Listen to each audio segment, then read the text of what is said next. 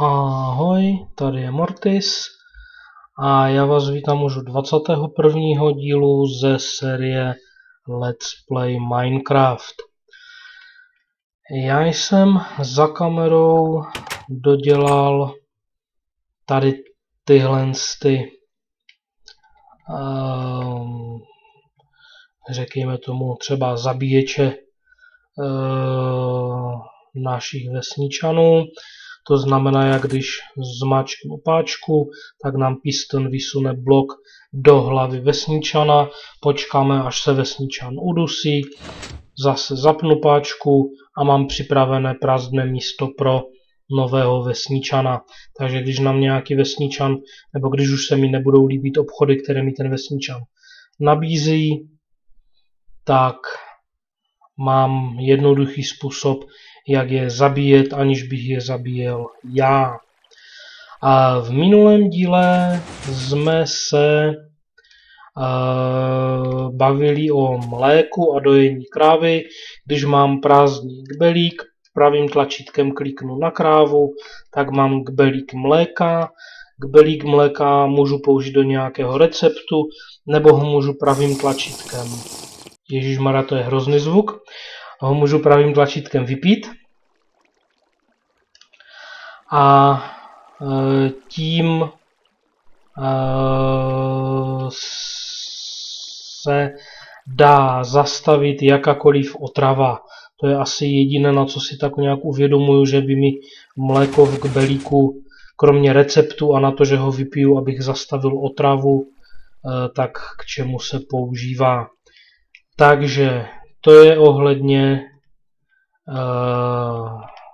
mléka.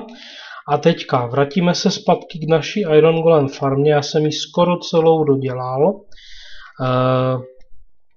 Teď jsem malem spadnul, byla by sranda. Tak, já jsem dotáhnul to sklo, ten skleněný tunel až tady. Teďka pro tu dobu, kdy tady budeme dávat vodu, tak si to tady, abych tu sám nesletěl do lávy, tak si tady dám tady tyhle půlslaby, které si potom zničím. Tak, hlínu, tady tu zeď jsem o 1 zvednul, je to z toho důvodu, že vodu budu dávat na tady tyhle bloky, tak by aby nám tu hlínu správně zavlažovala, tak by měla být ta hlína v téhle výšce. A 1, 2, 3 vynecháme a začneme dávat vodu.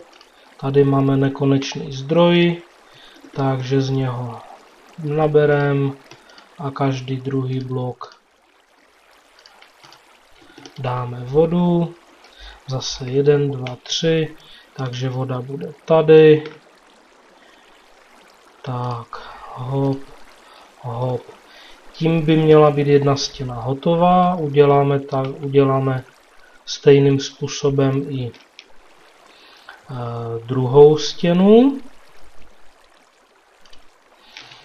Tak, 1, 2, 3 vynechat, tady voda, z prostředku můžeme nabírat. Tak, 1, 2, 3, tady voda. Tak, 1, 2, 3, tady voda. Obdruhý, z prostředku zase můžeme nabírat. Tak. 1, 2, 3, tady voda. 1, 2, 3, tady voda. Tady odsud můžeme nabírat. Tak. Takže tady tohle je jeden ze způsobů, jak to udělat. S tím, že se dá voda tady a dá se voda tady. Jediné místo, jelikož je tady ten blok, kde jakoby se to tváří, že nás to nikam netlačí, ale jelikož golemové mají 2x2 bloky, tak i kdyby jakoby byli na tomhle bloku, tak jsou i v těchhle z těch okolních blocích. A tady jde vidět, že když je v kterémkoliv částečně ten golem v kterémkoliv z těch okolních bloků, takže ho to tlačí na střed. To znamená, funguje to dobře. A já si mimochodem zkontroluju, že mám peaceful, dobře, protože už jsem si všiml, že je noc venku. Takže tady tohle funguje dobře, mám to vyzkoušené. Nemůže se stát, že se tady ten Iron Golem někde zarazí a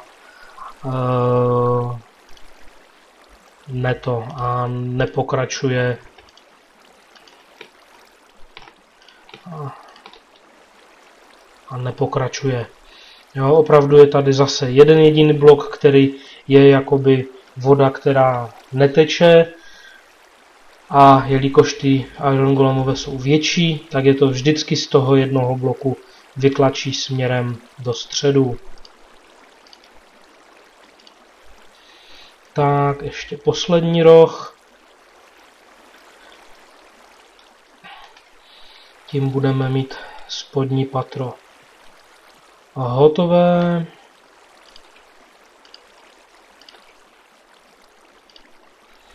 Tak.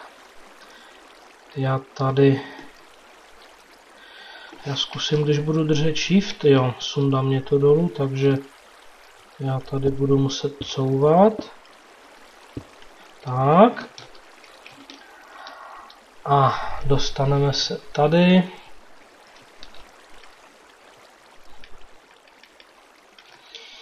Tím máme spodní patro kompletně hotové. A já budu muset udělat to, že budu ty dveře dávat tak. Teďka tady dáme se shiftem chybějící 3 torčky, ať tady opravdu všude krásně svítí. Dáme je hnedka i na tuhle stranu. Tak, potom máme dveře, takže dveře a takhle z 2 bloky. Hop. Tady máme žebřík. Ne, já držím dveře v ruce. A já jsem si sebou nevzal žebřík. No tak hol ten žebřík nebude šahat až. Aha. Co já to dělám? Tak, tady už přijdou slaby, ale já ještě... Tady to jsem ještě dělat nemusel. Dobrý, no. Tak jo. Vrhneme se na horní patro, kde uděláme... Zkusíme jinou variantu. A to tu, že pojedeme hnedka od kraje.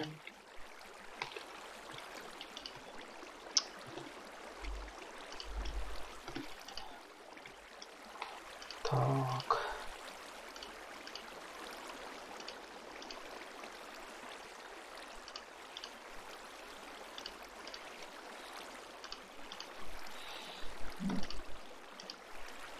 To samé uděláme na druhé straně.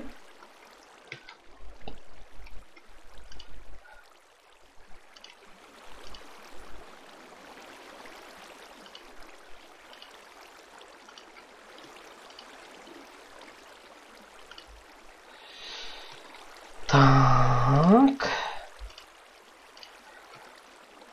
A vyzkoušíme si tu druhou variantu.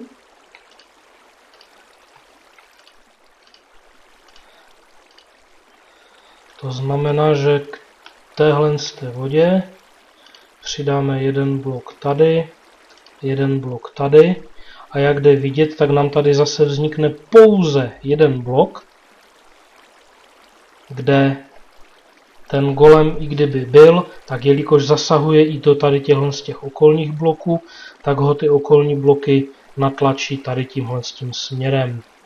Takže je to, nebo funguje to stejným způsobem jako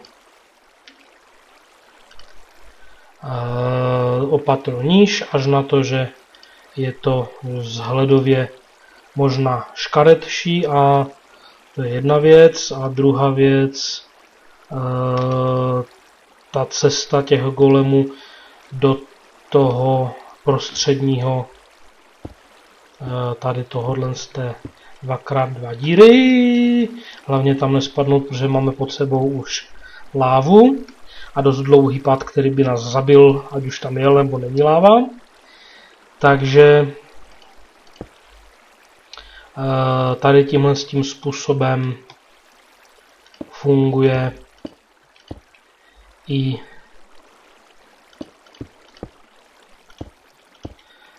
ta horní část. Tak, já tady zase dám nějaké torčky. Vrch máme hotový, je pokrytý half slaby, to znamená, že se nám tady nemůže nic spavnovat. Já tady skopu ty schody, které jsem si tu udělal jenom proto, ať můžu chodit nahoru. Dodělám tady nějaké half slaby, ale zatím ještě ne všude. Tak a teďka další věc, jelikož máme zavlažované tady tyhle všechny bloky hlíny, tak jednoduše pravým tlačítkem držím pravé tlačítko a jdu, jelikož vím, že to mám všude dobře obestavené, že nikde nespadnu, tak si to můžu dovolit bez toho, aniž bych se díval před sebe, takže tady tímhle s tím způsobem jsem spotřeboval jednu motyčku, teďka spotřebuju druhou motyčku, nebo nespotřebuju, ale dodělám tady to, takže tady mám, a že to je zavlažené, to jde už na některých blocích vidět. Tady mám připravené políčko, vezmu si mrkev, zasadím tu všude mrkev,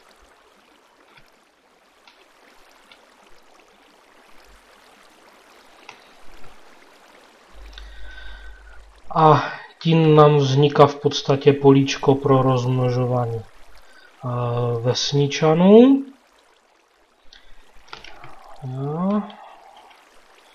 Ještě trošku mrkve. Kdybych měl hlad, to znamená, kdybych neměl zapnutý peaceful, tak mi to teďka ve chvílích, kdy jsem nad jinou mrkví a měl bych hlad teda, tak mě to nutí tu mrkev, to pravé držení pravého tlačítka, by mi chtělo tu mrkev jakoby jíst. Ale když jsem nad místem, kde klikám na něco, co má jinou funkci pro držení pravého tlačítka z mrkví, tak mi to tu mrkev sází. Takže já tady mám všechno připravené. Tady já budu odcházet odsud pryč, nebo vycházet ještě nahoru, až tady budu mít ty dva vesničany. Takže já v podstatě teďka co udělám, tak je, že si tady pošlu ty dva vesničánky, které tu mám připravené. Nahažu jim veškerou mrkev zbývající, kterou mám u sebe. Tím by se měli začít rozmnožovat. Díky toho, že tam ta mrkev bude dál růst. Ten vozík by měl být tak. Tajevančo. Takže vesničanci by se tam měli začít co nejvíce rozmnožovat. Jakmile jich tam bude 10, což by nemělo trvat až zas tak dlouho, tak v v tu chvíli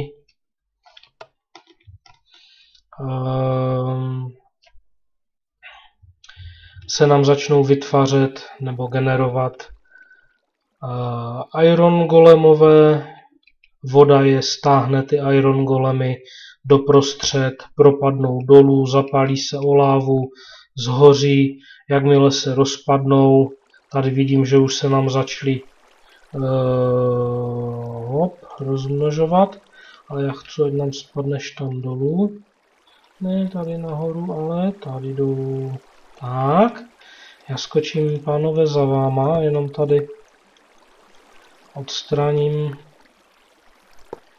tohle. Hop. Tak.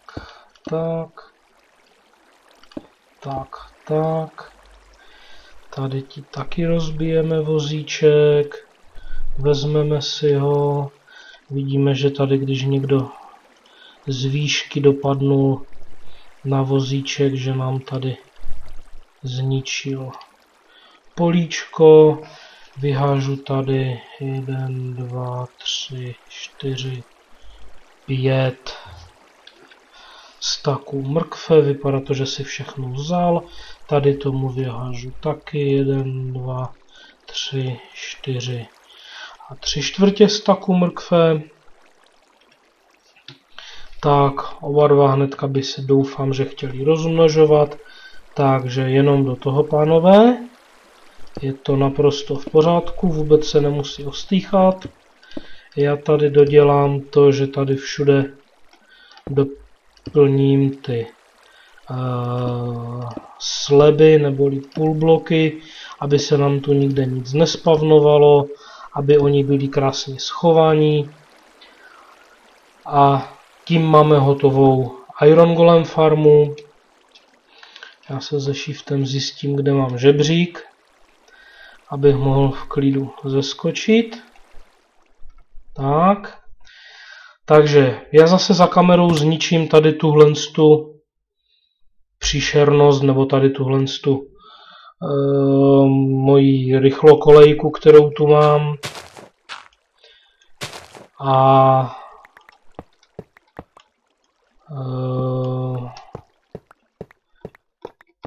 tím bude jakoby všechno hotové.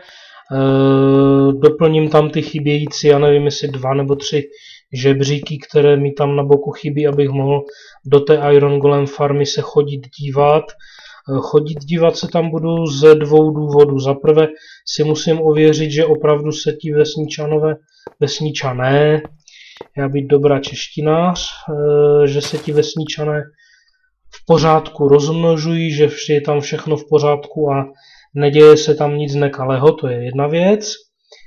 A druhá věc, budu se tam chodit dívat z toho důvodu, že ačkoliv je všude ve wiki a v podstatě každý, s kým jsem se bavil, tak říká, že jakoby od středu vesnice ten prostor, kde se nám vytváří golemové, je dohromady 20 na 20 nebo 10 od toho jakoby středu nebo od toho, tak a golemové potřebují 3 na výšku a neměli by se spavnovat na půlblocích, tak se občas přesto stane, že se některý golem spavne tady nahoře na těch půlblocích a částečně se propadne jakoby mezi ty vesničany a zůstane nám tady trčet uvězněný mezi těma 2 zdma.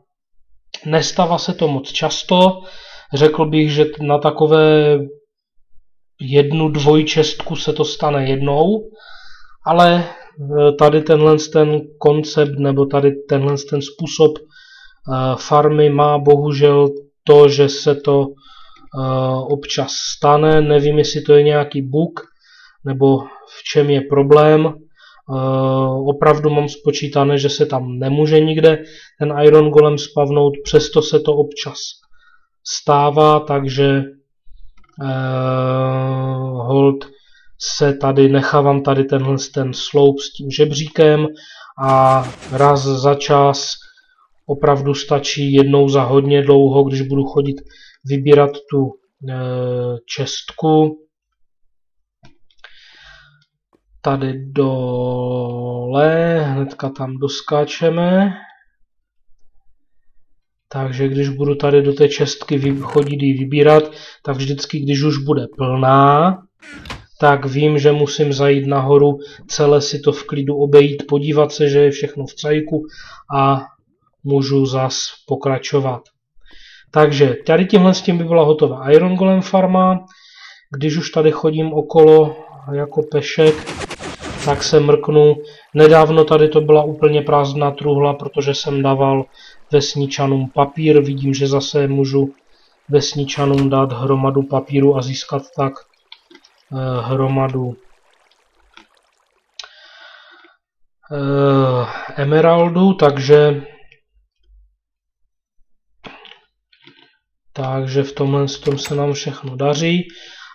Nedělají se nám tady žádní vesničané, to znamená, že může být nějaký malý problémek tady nahoře, jelikož máme ještě chvilku času, tak se tam zajdeme podívat. Občas se stane to, že se někteří ti malí vesničanci nepropadnou do té vody, zůstanou nám na té hlíně nahoře a tím pádem se, pokud nemají farmáři dost velké políčka, nebo pokud nemají farmáři nasyslenou dost velkou hromadu úrody, tak se může lehce stát, že se to na nějakou dobu hodně zpomalí nebo úplně zastaví. A vzhledem k tomu, že se nám tady vytvořil Iron Golem, tak to znamená, že nám tady je asi kolem 10 vesničanů. Takže já udělám toho, že ho zhodím dolů. On se sice pádem nezabije, ale nebude mi tady teďka zavazet, když já budu zabíjet přebytečné vesničany. Takže důvod, proč nám farma přestala pracovat, je ta, že se nám tady vesničánci malí nepropadávali do země, někteří, a zůstávali tady, až se tady dosáhlo toho maxima, kolik může jakoby farma mít. Takže tady ty škaredé obláčky, jakoby ohnivé, které se nad nima objevují, tak to je právě to, že mě přestávají mít rádi, ale tady u té rozmnožovny mi to v podstatě vůbec nevadí, já tady klidně budu mít nepřátelské vesničany. Mi jde opravdu jenom o to, aby tady ta rozmnožovna fungovala, to znamená, já tady zase nechám akorát 2 vesničany a ti 2 vesničané nám tady budou produkovat zase malé vesničánky. Takže opět stačí tady tohle, buď to, když si člověk všimne, že nějakým způsobem přestala ta rozmnožovna fungovat, anebo druhá varianta, když má člověk čas a tak nějak si to tu celé prochází, takže si může projít i tady tuhle rozmnožovnu. A jestli se nepletu, tak to je ten golem z té horní z horní rozmnožovny, ale já ho tak nějak povystrkám, aby se tady připojil. Tady já skočím tady. Tak, dobrý. Tak. Aby se tu připojil k tady těm 2 golemům, čili už tady máme 3 golemy. To znamená, když se nám tady náhodou někde něco naspavnuje a půjde nám to zabíjet vesničany, konkrétně zombíci, tak tady máme 3 golemy, kteří by měli ty vesničany chránit, i když tady ten jeden vypadá, že si uvědomuje, že patří tam do té vesnice a tím pádem No, uvidíme, jak to zvládne. Tak, tím máme hotovou Iron Golem farmu. Dáme jí nějaký čas, aby se nám tam vesničanci rozmnožili a zajdeme se tam v některém z dalším dílů podívat. Další, co nás čeká, tak je XP farma. A na XP farmu budu potřebovat, kromě XP farmy, já tam u té XP farmy budu mít hnedka i několik věcí, které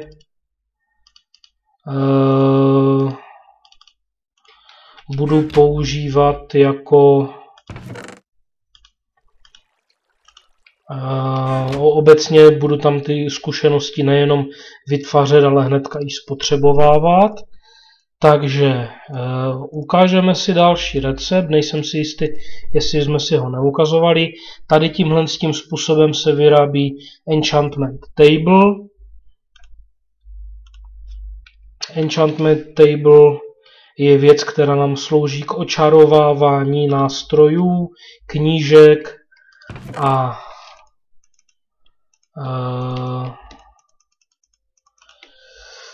brnění a zbraní. Tak, máme tady knížky. Já opravdu tady tyhle ty bloky na nic používat nebudu a vezmeme si k tomu, tady toho dřeva mám asi nejvíc. Takže tohle dřevo. Tak, knížky už jsme si ukazovali, jak se vyrábí, a když vezmeme takhle 3 knížky, dáme takhle kolem nich 2 řady dřev, tak nám vznikne knihovna. Nejsem si jistý, jestli jsme si ukazovali knihovnu, v každém případě knížek nám zatím vyšlo na 16 knihoven, což znamená, že si hnedka zajdeme pro sugarcane, uděláme si další hromady papíru, uděláme si další knížky a další knihovny. Tak.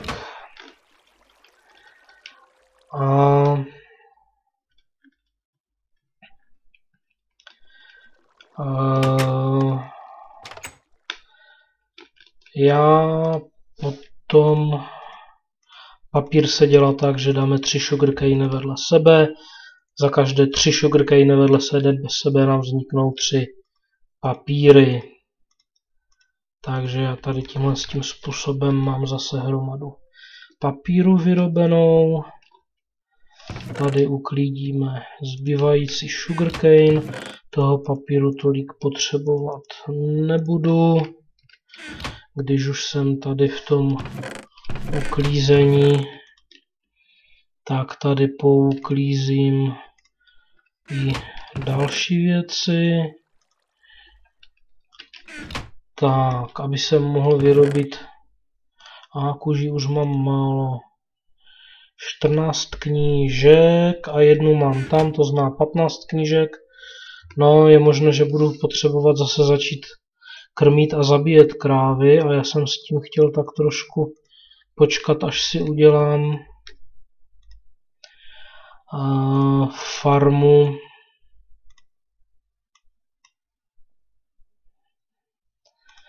na víty a obecně na jídlo, ale